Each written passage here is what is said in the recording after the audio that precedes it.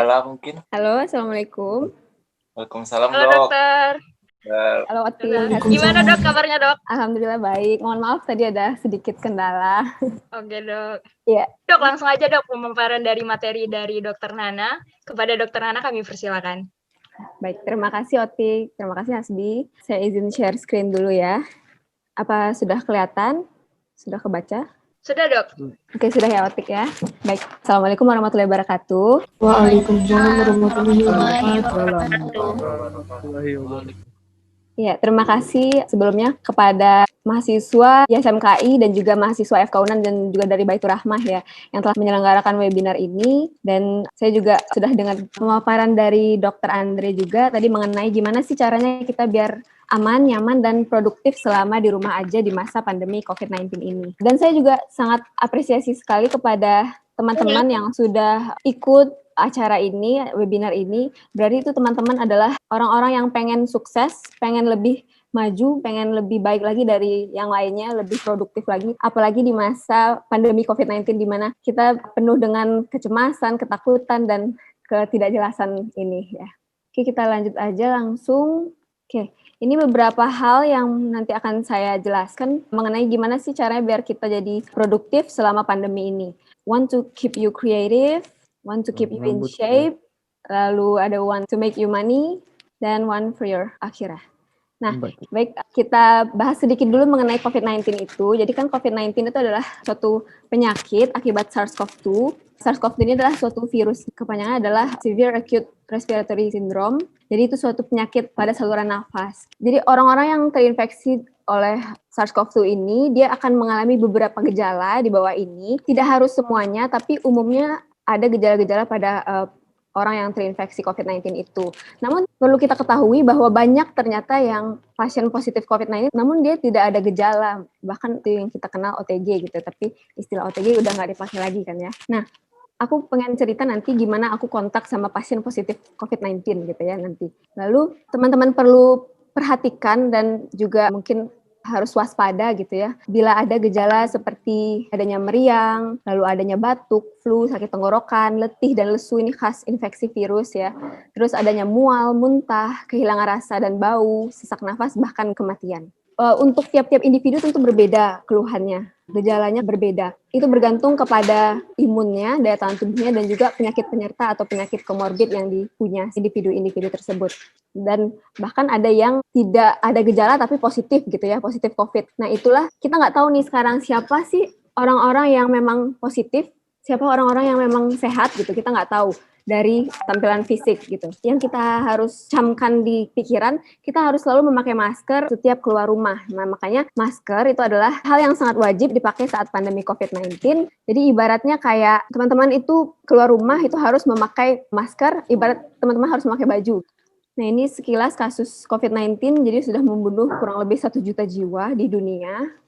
Nah, ini bisa kita lihat kasusnya di Indonesia ini kalau nggak salah tanggal 15 Oktober. Nah, Indonesia itu kasusnya 344.000, hampir berdekatan dengan Filipina, namun coba kita lihat di sini kematiannya itu jauh lebih besar daripada Filipina, 2 kali lipat dari Filipina.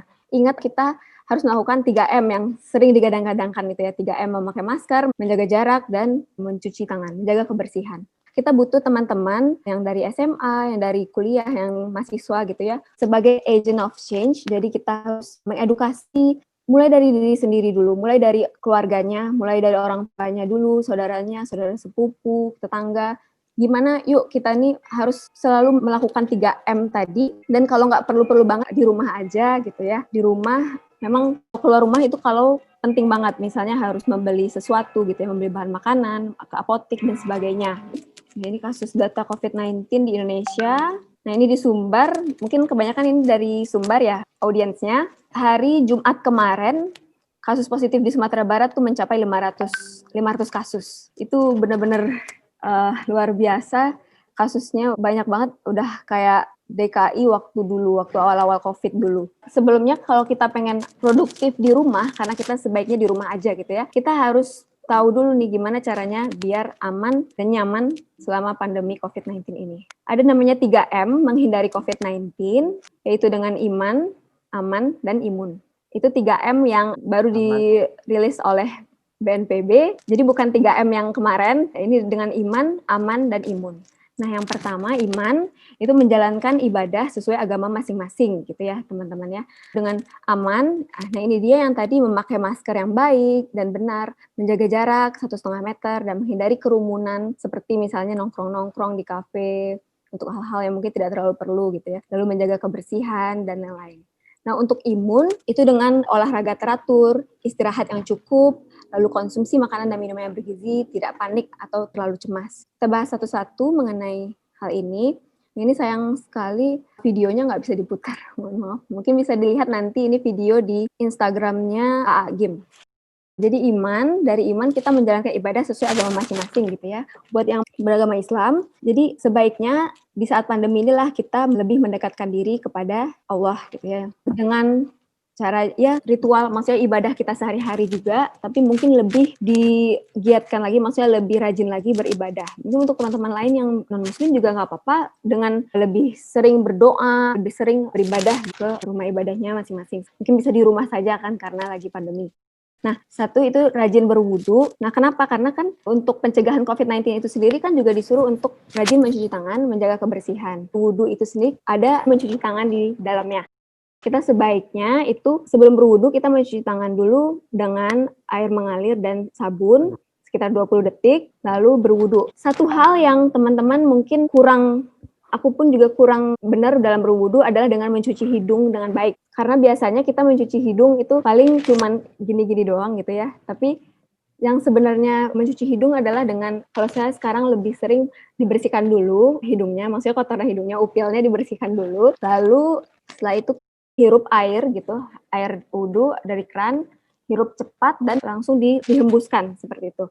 Itu bagus untuk membersihkan rongga hidungnya gitu ya. Dan juga ternyata dokter THT juga menyarankan untuk mencuci hidung gitu. Tapi menggunakan menggunakan jarum suntik, tapi jarumnya itu dicopot, dilepas. Nah, itu disarankan memang oleh dokter THT untuk kebersihan rongga hidungnya. Jadi kenapa harus butuh alat itu, sedangkan kita bisa dengan rajin berwudu. Lalu sholat 5 waktu juga harus dilaksanakan gitu ya, dan on time sebaiknya. Ini kan untuk sharing aja, aku juga harus memperbaiki diri gitu ya, biar lebih baik lagi.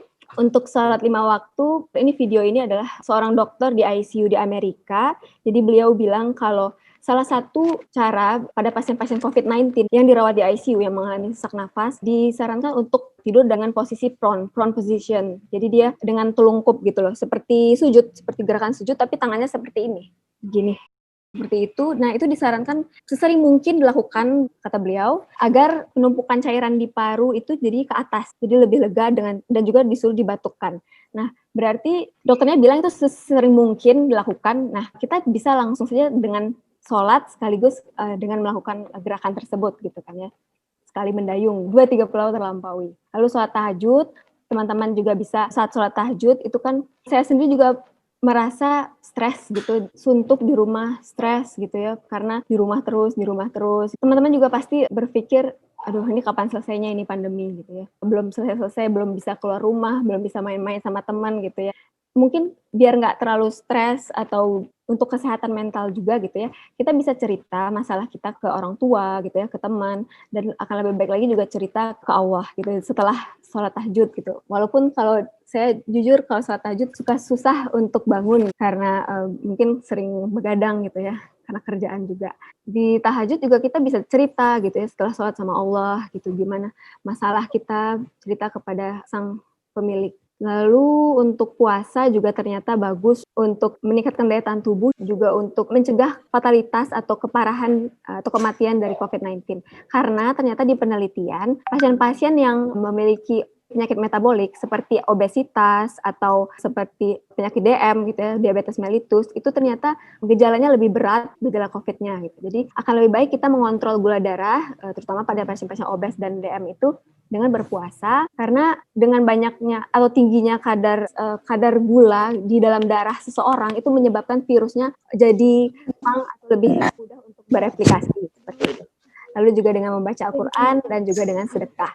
Untuk membaca Al-Quran pun juga teman-teman yang non-muslim juga tentunya bisa membaca kitab agamanya masing-masing, di mana saya juga pernah dengar ceramah dari Syekh Ali Jaber, beliau bilang kalau saat sholat itu adalah saat kita berbicara kepada Allah. Akan lebih baik lagi kalau kita mengerti bacaan sholat yang kita bacakan itu gitu. Akan lebih baik kita paham dengan bacaan sholat itu.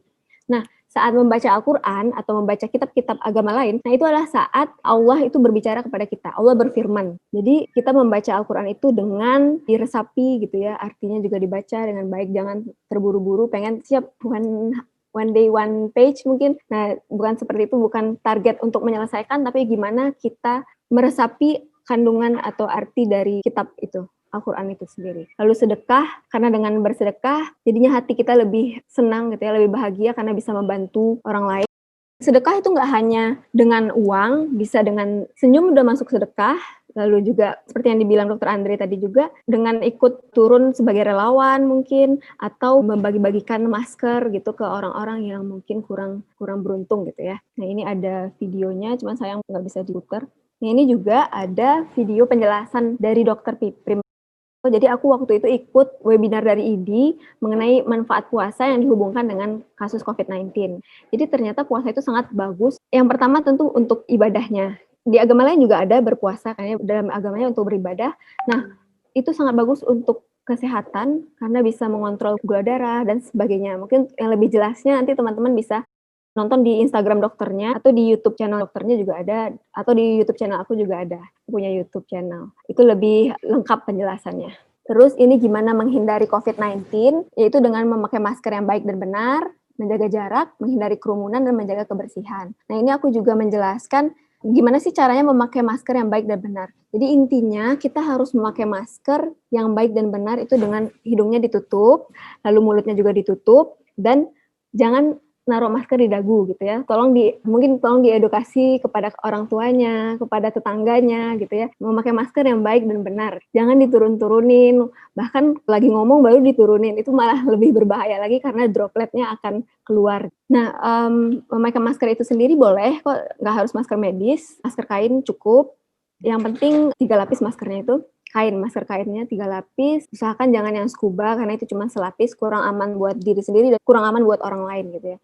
Karena memakai masker tujuannya adalah untuk melindungi diri kita sendiri dan juga orang lain. Lalu setelah 4 jam, masker kainnya itu dicuci di air kayak biasa, kayak air dengan deterjen, lalu dijemur di bawah matahari. Yang aku pengen tekankan juga, menjaga jarak. Menjaga jarak itu ambil amannya 2 meter aja kalau menurut aku. Dan aku nih pengen cerita gimana sih waktu aku kontak dengan pasien positif COVID-19 tanpa gejala di tempat kerja waktu di RS. Nah, aku kontak sama teman aku, yang kebetulan teman dekat banget. Sebelum aku bertemu sama teman aku ini, dia sudah swab 3 hari sebelum kita ketemu. Swab karena keluhannya waktu itu ada demam, ada nyeri kepala, dan pilek. Tapi dia memang ada rinitis alergi, semacam alergi, jadi memang sering flu-flu gitu ya. Ini kan banyak anak kedokteran juga ya di sini, udah ngerti lah ya rinitis alergi. Jadi dia anggap itu hal yang biasa. Jadi maksudnya umurnya 25, terus waktu itu Sabtu malam, demam, lalu pilek, dan nyeri kepala. Cuma gitu aja, dan itu pun sering dia alami sebelum COVID pun. Jadi dia berpikir, oh ini gejala biasa, yang rinitis biasa. Tapi karena penasaran dan karena dia nakes, jadi dia pengen swab. Di Padang kan memang sudah di Sumbar ya, sudah difasilitasi oleh pemerintah. Jika ada keluhan gitu, bisa swab ke puskesmas. Jadi dia swab ke puskesmas, dan sayangnya hasilnya itu keluar 1 minggu kemudian setelah swab. Di hari keempat setelah dia swab, berkontak sama aku. Jadi kita tuh sama-sama memakai masker. Aku pakai masker 2 lapis, maksudnya masker N95 sama masker medis, lalu aku pakai face shield. Nah, si teman aku ini dia pakai masker, dan sebenarnya sejak awal pandemi aku camkan kepikiran aku sendiri bahwa semua orang yang aku temui itu OTG. Kita nggak tahu nih siapa yang sehat, siapa yang sakit. Jadi kita harus jaga diri gitu ya, kita harus jaga jarak. Aku jaga jarak 1 meter, 2 meter. 2 meter bahkan lebih. Lalu kalau orang-orang yang nggak pakai masker, sebisa mungkin aku tidak dekat-dekat sama orang itu. Dan karena mindset aku seperti itu, tapi ternyata waktu aku ketemu sama teman aku ini, di alam bawah sadar aku merasa, oh ini teman dekat. Jadi ini aman nih kayaknya. Aman lah, nggak apa-apa nggak jaga jarak gitu.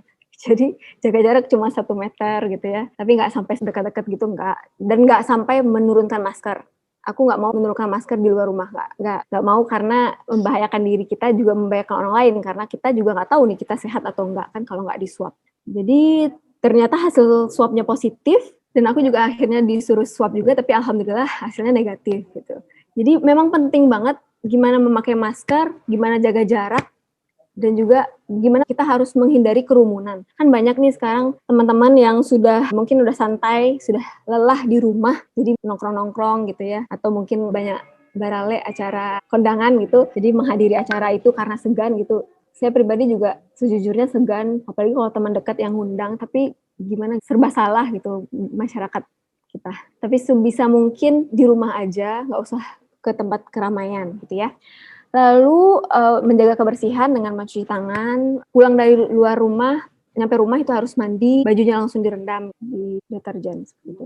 Ini selanjutnya untuk menghindari COVID-19 dari segi imun.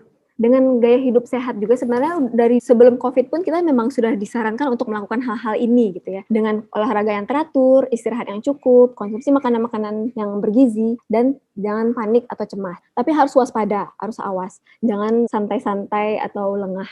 Untuk olahraga itu sendiri dan juga konsumsi makanan-makanan yang bergizi itu sendiri, mungkin selama ini kita menganggap, oh iya olahraga harus ini, harus makan yang ini. Tapi kayaknya dengan pandemi ini kita merasa bahwa memang penting sekali untuk melakukan hidup sehat itu. Dengan olahraga teratur, minimal 150 menit per minggu. Jadi andai kata teman-teman itu olahraga di rumah saja kan ya olahraganya, 30 menit cukup. Jadi kayak dalam 5 hari itu 30 menit, jadi totalnya kan 30 kali 5 hari jadi 150 menit. Nah itu cukup, dan yang penting sekali olahraga, cari tempat yang tidak ramai gitu ya, karena ini sebaiknya di rumah aja. Jadi kalau aku, memang rumahnya di pinggir kota Padang, dan banyak sawah-sawah gitu ya, banyak sawah-sawah dan tidak banyak orang gitu, jadi lebih senang olahraga ke sana, lari ataupun bersepeda. Nah teman-teman mungkin tinggalnya di perkotaan, disiasati mungkin dengan naik turun tangga atau mungkin di sekeliling rumah aja gitu ya, sekeliling rumah lari-lari kecil atau sit up push up gitu ya. Yang penting gimana kita caranya untuk meningkatkan daya tahan tubuh, dan dengan istirahat yang cukup minimal 6-8 jam. Lalu juga konsumsi makanan yang bergizi, buah dan sayur itu harus ada setiap hari, apalagi karena kita lagi pandemi ini harus ekstra makan makanan yang bergizinya. Kurangi yang micin-micin sama yang manis-manis gitu ya, karena tadi udah dijelasin juga kan dengan makanan yang manis-manis itu menyebabkan si virusnya gampang bereplikasi, itu memperbanyak diri. Lalu tidak panik dan tidak cemas. Ini juga ada penjelasan dari Profesor Iris. Ini aku ikut webinarnya, ada di YouTube juga. Bisa teman-teman lihat kalau ingin penjelasan lebih lanjut gitu ya, lebih lengkap. Terus ini di vitamin dan nutrisi yang penting di masa pandemi ini. Intinya dari webinar yang aku ikuti waktu itu dari Prof.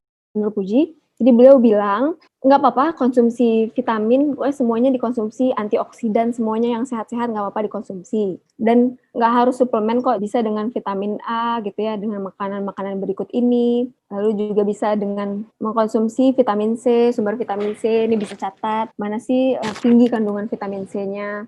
Lalu juga zinc, ternyata beberapa penelitian membuktikan bahwa peningkatan kadar zinc itu dapat menghambat replikasi virus-virus RNA. Dengan mengkonsumsi sumber vitamin E pada makanan-makanan ini juga udah cukup kok gitu, nggak harus vitamin atau suplemen-suplemen. Lalu yang paling penting juga ditekankan adalah sumber vitamin D3 dari matahari ya sumbernya. Kita hidup di daerah Khatulistiwa yang mataharinya alhamdulillah banyak, paparannya tuh benar-benar banyak, dan kita harus memanfaatkannya itu dengan baik. Dengan berjemur matahari, nggak harus tiap hari, tetapi cukup 3 kali dalam seminggu, pada jam 8 sampai jam 10 pagi gitu ya, sekitar 5-15 menit tergantung warna kulitnya. Kalau mungkin dirasa warna kulit lebih gelap, nah itu agak lebih lama berjemurnya. Sore juga boleh, jam 3 sampai jam 4 sore gitu ya, untuk mendapatkan asupan vitamin D. Nah, kita masuk ke hal produktif selama di rumah. Jadi dengan tubuh yang sehat tadi, dari 3M tadi, dari iman, aman, dan imun tadi, nah kita bisa melakukan hal-hal produktif, apalagi selama di rumah.